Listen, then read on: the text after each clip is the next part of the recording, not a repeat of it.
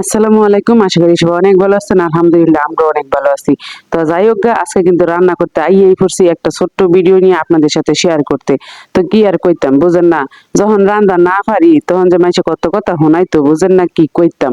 এখন একটু একটু করে রান্দা শিখে লইছি, যখন যেমনি মন চায় তখন তেমনি রান্দা খামু। আমার রান্দা আমি যেমনি খুশি এমনি রান্না না, কি কন আপনারও আপনাকে মতন রান্দা খায়েন বুঝেন না। আমি আমার মনেরটা করে দিলাম। আসলে একটা সময় আছিল কিচ্ছু রান্না করতে পারি নাই, কিচ্ছু খাইতেও পারি নাই, মানে মনের মতন কিছু করতেও পারি নাই বুঝেন না।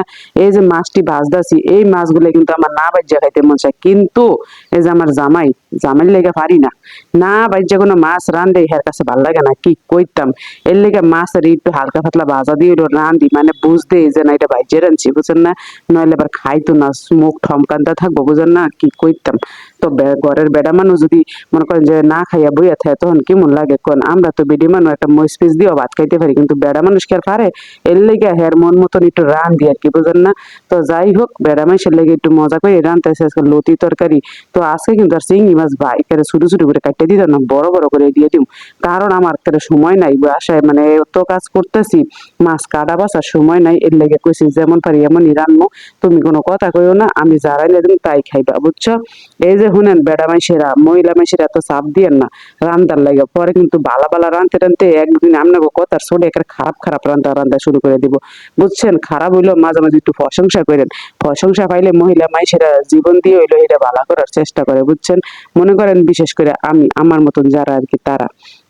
তো যাই হোক এদিক দিয়ে লতি আবার একটু কম আছিল, এর লেগা দুইটা আলু দিয়ে দিছি, কারণ আমার বরিশালে জামাই আবার আলুরে পছন্দ করে, একটা আলুর মতন করে কি কইতাম। আলু ছাড়া বলে সহি দেখে না, যত তরকারি আছে সবকিছুর মধ্যে একটা আলুরে লাগাই দিতে হয় ফেলাস করে বুঝছেন, মানে এমন একটা অবস্থা। তো যাই হোক আলু মালু যা আছে সবই দিয়ে দিছি, হ্যাঁ একটা লতি মতি ভালো করে দিয়ে দিলাম। লতি হয়েছে দুগানি বুঝছেন, মাত্র হাফ কেজি আনছে, এনতে আবার অর্ধেকটি দিয়ে কালকে রাতে ভর্তা করে খাইয়ে লিছিলাম।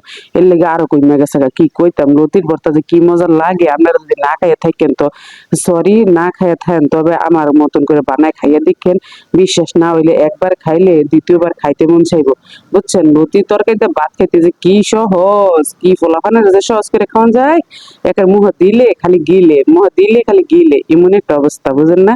তো যাই হোক খালি ফোলাফানের কথা না, আমি এমন করি বুঝছেন না, লতি দিয়া ভেন্ডি দিয়া কচু সরি দিয়া ফোলাফানটা কোন বড় মাইছ ভাত খাইলে কেটে বুঝছেন না, এমন একটা অবস্থা।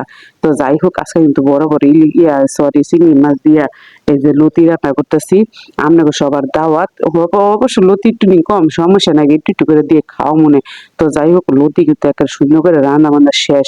তো কি কইতাম, কালারটা দেখে অনেক খাইতে মন চাইতেছে আবার বুঝছেন, কি কইতাম অনেকদিন আগের ভিডিও। তো সবাই ভালো থেকে কোথায় হাফেজ।